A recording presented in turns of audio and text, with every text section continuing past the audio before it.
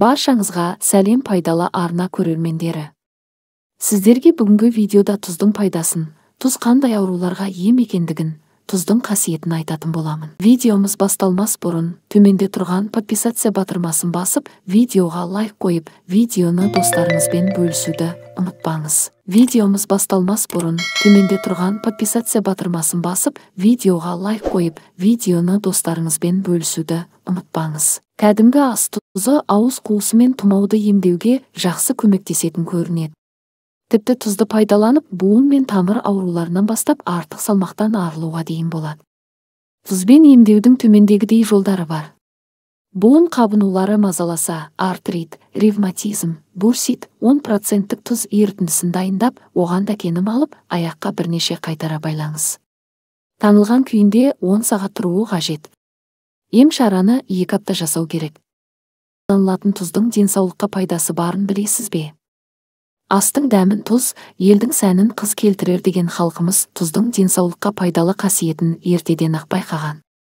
Көне көз қариялардың тұзды иығыңнан 3 рет асырып сермесең, барлық аурулар мен жамандықтан аулақ боласың деуі оған деген сенімді білдіреді.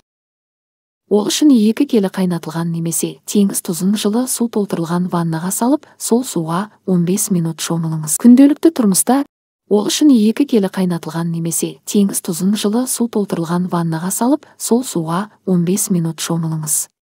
Мұндай ванна сізге артық салмақтан арылуға көмектеседі. Бас ауруында тұз тоқтатады. Ондай жағдайда тұзды суға дәкені батырып, таңып тастаса, науқастың жағдайы жақсарады және жағымсыз әсерлерді жоюға көмектеседі. Тұзды таңу арқылы терінің шағын аудандарында орналасқан күйіп қалған жерлерді емдеуге болады.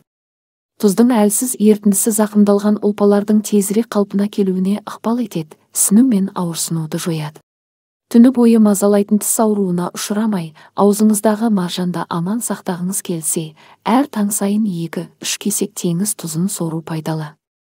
Ол қызыл иекті де жақсартады.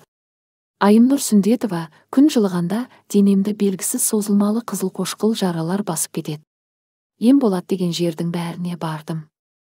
Талай қымбат дәрі-дәрмектерді пайдаланып, септігі тиеді деген шетелдік қондырғының қаншасына уақытымды сарп еттім. Ауырған адам қиналады деген. Жақында сексеуіл станциясы маңындағы шипалы бұлақтың барын естіп, сонда жол тарттым. Суға түсісімен денемде өзгеріс барын байқадым. Аллаға шүкір, толық айығып кетпесем де, қазіргі жағдайым бір қалыпты. Жолым түссе тағы да барып қайтуды мақсат тұтып отырмын. Алтынай Қосжанова, дәрігерлер созылмалы буын ауруы, полиартрит деген диагнозды қойғалы 9 жыл уақыт болды. Олардың айтуынша, созылмалы аурулар кейін сүйекті қисайтып, бойды жансыздандыратын көрінеді. Жігерімді жасытпай, емделу жолын жан-жақты іздедім. Барлығы да өз кезегінде уақытша ауырсынуды басып көмегін тигізді. Алайда маусым айы жетісімен домбығып піскен аяқ қолымның буындарын тек тұзды сумен жасалған булау әдісі ғана қайтарады. Ерболат Жақсылықұлы, Қа Пірімов ауылынан шығысқа қарай 25-30 шақырым қашықтықта Қарлығайлы батап кетті. Тұзды көлдің ені 50-60 метр, ұзындығы 700-800 метр. Кереметі сол, қара тұз кәдімгі сумен жуылмайды. Тек өзінің суымен адам бататындай ыдысқа салып шомылу керек.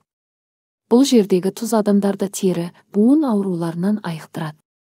Ірі қара малын аусыл дертінен айықтырады дейді білетіндер. Келушілер тұз кенінің басында 2-3 күн жатып емделсе, нәтижесін береді екен. Тұз ағзаның дұрыс және толассыз түрде қызмет етіп отыруына арналған қажетті компонент. Аурудан айықтыратын осындай табиғат сыйының қасиетін көбіміз бағалай бермейміз. Алтын Мейірханова, ал қымбатты көрермендерім, мен сіздермен келесі видеоға дейін қоштасатын боламын. Әрқашан аман саулықта жүріңіздер. Мен сіздерді жақсы көремін.